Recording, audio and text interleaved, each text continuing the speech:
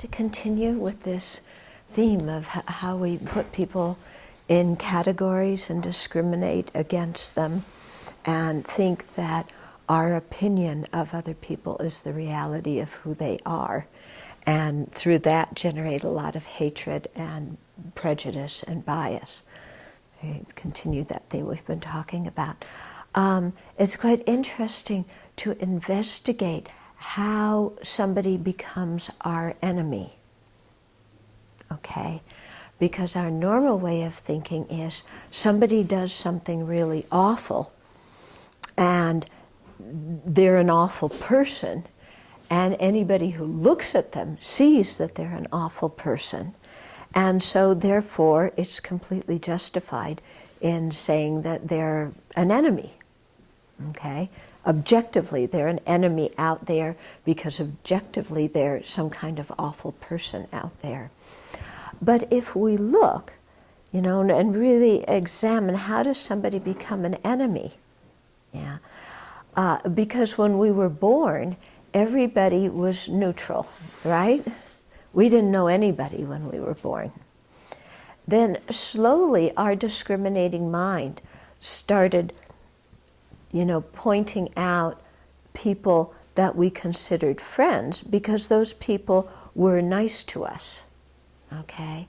Then other situations we didn't like so much, so anybody associated with those situations we called enemy and we had hatred for. And then everybody who just didn't affect us one way or the other, we just plain old didn't care about, okay? And so you can see that this discrimination into friend, enemy, and stranger grew to our own mind, discriminating, classifying people. And what is the criteria that we use for how we classify people as friend, enemy, and stranger? Okay, it's how they relate to me. Yeah. If they please me, they are good people. If they make me afraid, they are bad people. If they give me things, they're good people. If they notice my faults, which nobody's supposed to do, then they're bad people, okay?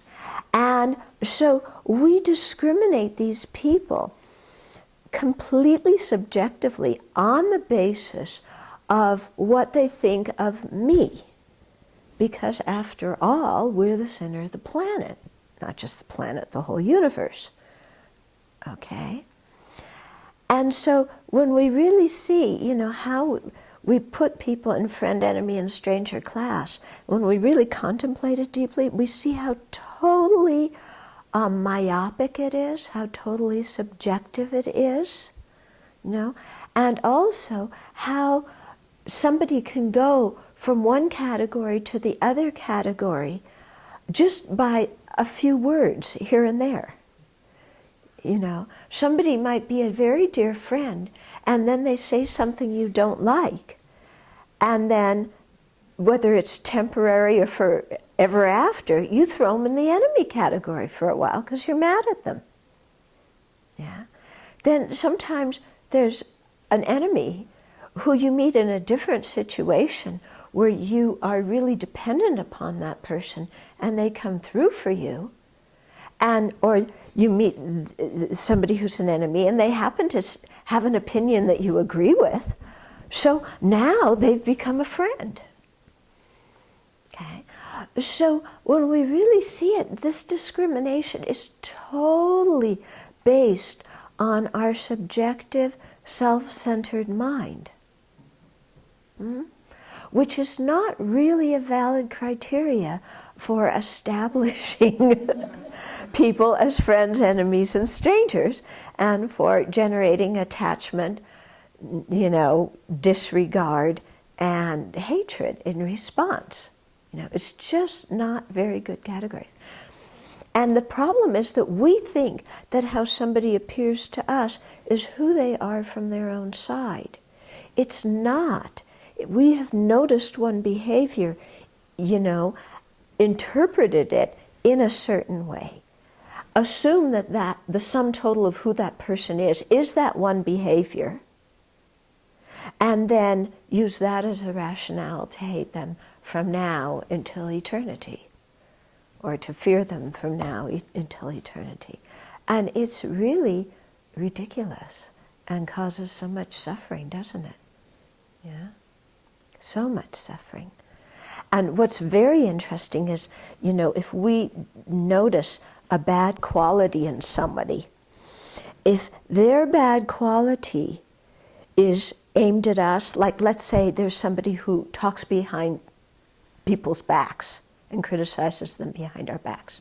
So if that person over here, you know, has this habit of criticizing people behind their backs, if they criticize me behind my back, they are an awful person. I mean, they are just disgusting. If they criticize my enemy, another enemy I have, behind their back, smart.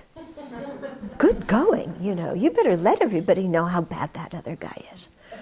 So you see, even this quality that we see in somebody else, whether we see that quality as good or bad, again depends just on our own subjective self-centeredness.